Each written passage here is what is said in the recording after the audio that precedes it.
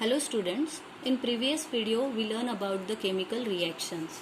In this video we are going to learn about some observations which help us to know whether a chemical reaction has taken place.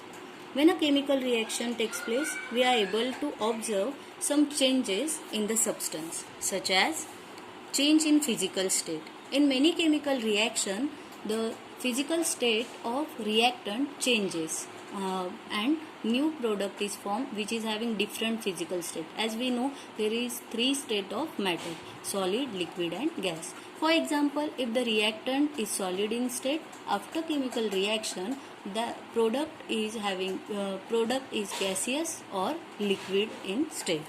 We will take one example for this. When coal is burned in air, we obtain carbon dioxide gas. Here coal is solid in state. It reacts with the oxygen present in air and it forms carbon dioxide gas, which is gaseous in state. See, when coal is nothing but the amorphous form of carbon, so we write C plus O2, it will give CO2. Here coal is solid and the product, the carbon dioxide, is gaseous. Another change we observe is change in color. When we put iron nail in copper sulfate solution, the initial color of solution is blue. After completion of reaction, that blue color changes to green color. This is one of the indication of occurrence of chemical reaction. We can write this example in the symbolic form, such as, for example, copper sulfate. We can write the formula for copper sulfate solution is CuSO4, aqueous solution we are taking, plus iron. We are putting a nail in copper sulfate solution. After chemical reaction, we obtain iron sulfate plus copper. Iron sulfate plus copper. So initial color of solution was blue, and from blue it turns to light green. Another indication is evolution of gas. In many chemical reaction, different gases are evolved, such as hydrogen gas. In some reaction, carbon dioxide gas is evolved. We will take example of this. When limestone, that is calcium carbonate, is heated, it forms calcium oxide and carbon dioxide gas will evolve. Students, you have to remember common name and chemical name of these substances. So when limestone is nothing but the calcium carbonate is heated, we obtain calcium oxide. It is also called as quicklime, plus carbon dioxide gas will evolve. So it is called as limestone. Common name is limestone and chemical name is calcium carbonate is heated. It will give us calcium oxide. This is a chemical name and the common name is quicklime. And in this reaction, carbon dioxide gas will evolve. How we can come to know that this gas is carbon dioxide gas? To recognize the evolution of carbon dioxide gas, we are passing this gas through lime water solution, that is solution of calcium hydroxide, and when that lime water turns milky, it is confirmed that evolved gas is carbon dioxide gas. In some reactions, hydrogen gas is evolved. We recognize hydrogen gas by the popping sound. Means when gas is evolved and we take a burning matchstick to near to it, the gas is burning with the popping sound, and that help us to confirm that the evolved gas is hydrogen gas. Another change which we can see is the formation of precipitate. In some chemical reaction, a solid insoluble substance is formed and settle at the bottom, and that substance is called as precipitate. So precipitate is nothing but the insoluble substance formed during chemical reaction. For this, we will take example which is activity 1.2 of your lesson. In that activity, you have to take lead nitrate solution in a test tube. In that, add potassium iodide solution.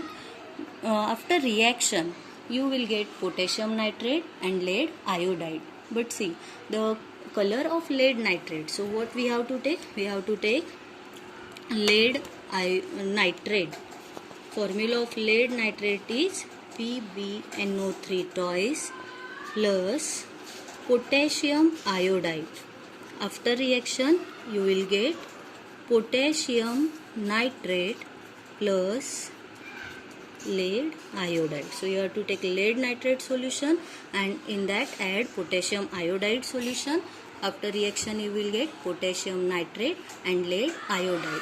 Here lead nitrate is colorless and potassium iodide is also colorless. But then how you come to know about the formation of chemical reaction or the formation of product? In this reaction, after completion of reaction, you will observe a yellow color precipitate at the bottom of test tube, and that yellow color precipitate is of lead iodide. So these are some indications which help us to know about the occurrence of chemical reaction. One more indicator is there, that is change in temperature. During chemical reaction, sometimes temperature of solution changes before reaction and after reaction. If the temperature increases, then we call that reaction as a exothermic reaction, and if the temperature of solution decreases after reaction, then we called it as a endothermic reaction. So there is two type of reaction. One is exothermic reaction. See, exo means out and therma means heat. The reaction in which heat is released is called as exothermic reaction, or simply we can say heat releasing reaction is called as exothermic reaction. We will see one example of this. When we add quicklime in the water. Quicklime is calcium oxide. When we add calcium oxide in water, slaked lime or calcium hydroxide is formed, and during this reaction heat is released. If you will touch that flask in which conical flask in which you are doing this reaction, you will feel that flask little bit warm because of release of heat during this reaction. One more example we can take is when zinc react with dilute sulfuric hydrochloric acid, it will form zinc chloride, hydrogen gas, and the heat will be released. So heat releasing reaction is called as exothermic reaction. Another type of reaction is endothermic reaction, means heat absorbing reaction. In endo means in and therma means heat. So the reaction in which heat is absorbed from the surrounding is called as endothermic reaction. Example we can take barium hydroxide and ammonium chloride. When they will react, it will form barium chloride, ammonia and water. And when you will touch that conical flask, you will feel that flask cold, because for this reaction the heat is absorbed from the surrounding. So student, I hope you understand the changes which takes place during chemical reaction. Thank you.